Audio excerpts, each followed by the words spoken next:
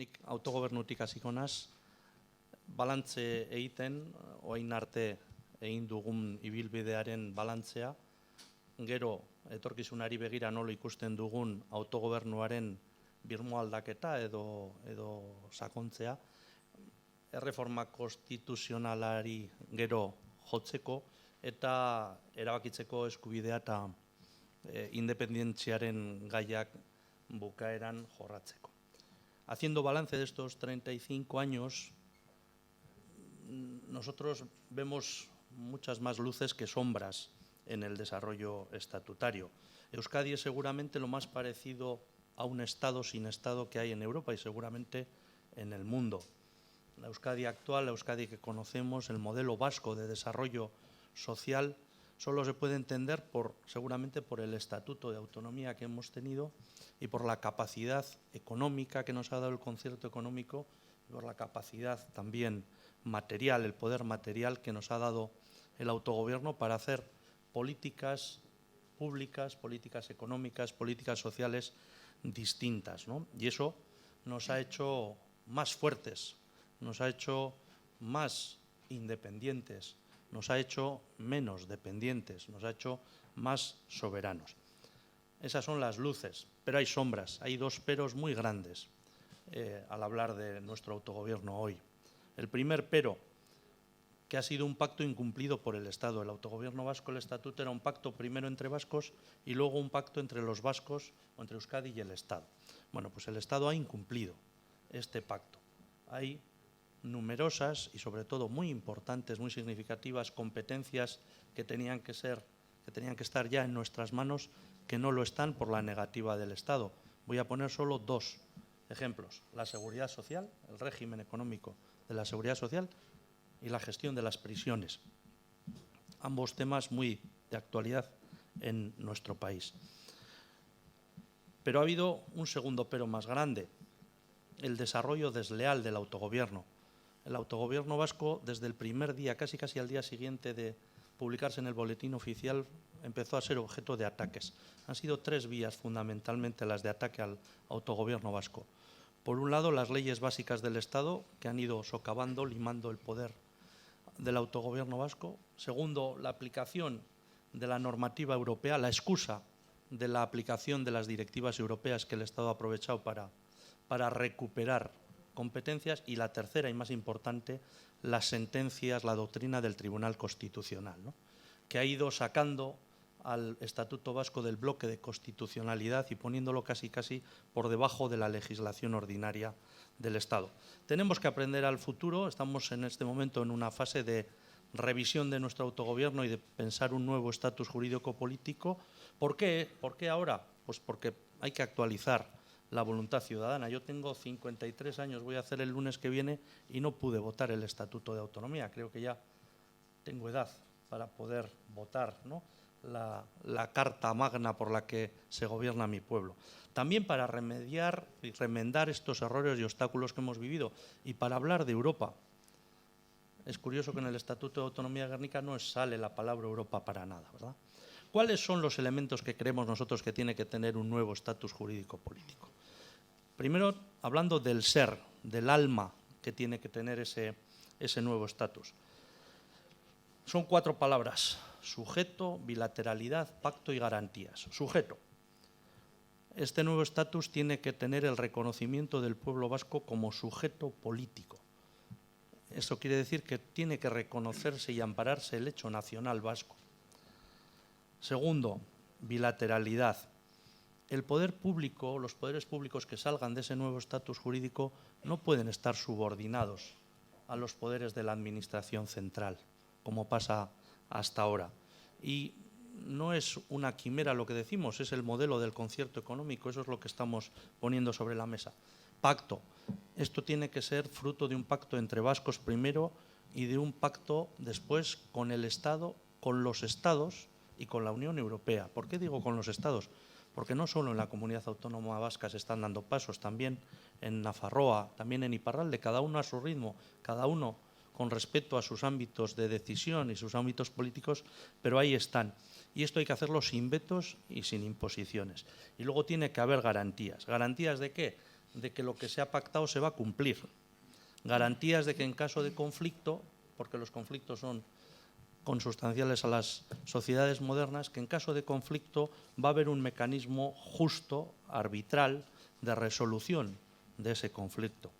Y luego está el ser material. El ser material tiene que ser que nuestro estatus jurídico-político tenga las competencias, tenga el poder para hacer una sociedad vasca desarrollada, para traer el máximo de bienestar, el máximo de justicia, de redistribución de la riqueza, para hacer políticas públicas que atiendan a la demanda de la ciudadanía. Y con una sola frontera que sea la voluntad de la propia ciudadanía.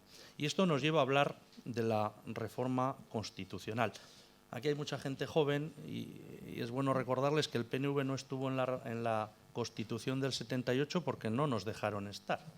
Primero nos echaron de la ponencia de la Comisión Constitucional y segundo, las enmiendas que planteamos nos las quitaron de en medio rápidamente. Así que ahora que va a haber una posibilidad de reforma constitucional, ¿el PNV qué quiere? ¿Quiere estar o no quiere estar? Pues voy a acogerme a una máxima rajoyana que es ni sí ni no, depende, ¿no? Depende de para qué y depende de por qué se haga, ¿no? Empezando por el por qué. Si es para hacer frente a la crisis institucional en la que vive el Estado español, pues evidentemente sí. Las instituciones españolas, desde la primera a la última, están en crisis. Y si esa reforma sirve para regenerar el sistema democrático, pues el PNV vería con buenos ojos esa reforma. Si es porque para hacer que los hechos nacionales vasco, catalán y en cierta medida también el gallego encuentren ese encaje, encuentren ese acomodo que hoy la Constitución actual no les da, también. Si es para resolver los fallos y corregir esa interpretación tan restrictiva que se ha hecho de la Constitución, tan cerrada, pues también estaremos. Si es para hacer cosmética, si es para andar para atrás como el cangrejo, pues evidentemente no. Y hay, en ese sentido, pues estos días está de moda o se ha puesto de actualidad la propuesta del Partido Socialista y las posibilidades de que el PNV esté ahí en esa cuestión. No se trata de echar agua fría o de enfriar las especulaciones que están haciéndose, pero para nosotros los dos términos, federalismo asimétrico, o sea, federalismo y asimétrico, son problemáticos. No sabemos qué es eso de asimétrico y nosotros, más que federalistas, somos confederales. Así que con la mejor de las voluntades nosotros entraremos a discutir cualquier oferta que se haga, pero dejando muy claro que para que el PNV esté en ese consenso, tiene que haber un reconocimiento del sujeto político vasco y del hecho nacional vasco y ser consecuente con ellos. Paso al derecho a decidir. Yo creo que el derecho a decidir es un derecho democrático, no es una reivindicación abertzale. Decía Roberto que no está en ningún sitio. Claro, los que tienen el derecho a decidir reconocido no lo reivindican. Lo reivindicamos los que no lo tenemos, evidentemente, ¿verdad? En las sociedades modernas preguntarle a la ciudadanía es normal. La clave aquí no es el derecho a decidir, sino quién es el que puede activar ese derecho a decidir y cómo se activa. Y os voy a poner dos ejemplos rápidos. Los vascos votamos el Estatuto de Autonomía de Gernika y eso es derecho a decidir, pero nos dio permiso Madrid, las Cortes Generales, ¿no? O sea que eso es medio derecho a decidir. Los navarros tienen un derecho a decidir reconocido en la Constitución. La transitoria cuarta habla de que los navarros pueden decidir su incorporación. No lo han ejercido nunca, pero hay derecho a decidir, o sea, ya está en nuestros textos, ¿no? En ese sentido, yo creo que hay posibilidades de avanzar en el reconocimiento del derecho a decidir de la sociedad vasca y también, y yo creo que esa es la clave, de que seamos capaces de pactar su ejercicio. Y voy terminando. Independencia. Creo que es una opción legítima. Creo que es una opción que su defensa debe de poder ser llevada a cabo sin obstáculos, ni legales ni institucionales. Pero dos reflexiones, y con esto termino. Creo que para ir a un proceso de independencia, si algún día se da, tendremos que ir con mayorías sólidas, muy sólidas, tanto para encaminarnos hacia ese proceso como, sobre todo, para decidir si optamos por la independencia o no. Y segunda reflexión, y creo que más importante, hoy no se declara uno independiente. Nos hacen independientes si nos reconocen que somos independientes.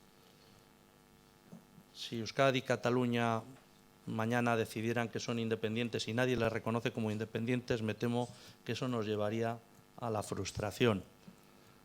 Por mucho, y en sentido contrario, por mucho que se opusiera el señor Rajoy, si la señora Merkel, el señor Hollande y el señor Cameron reconocieran a cualquiera de estas entidades como independientes, lo serían. En ese sentido, creo que tenemos que mirarnos primero mucho al interior. No creo que merecería la pena fracturar esta sociedad.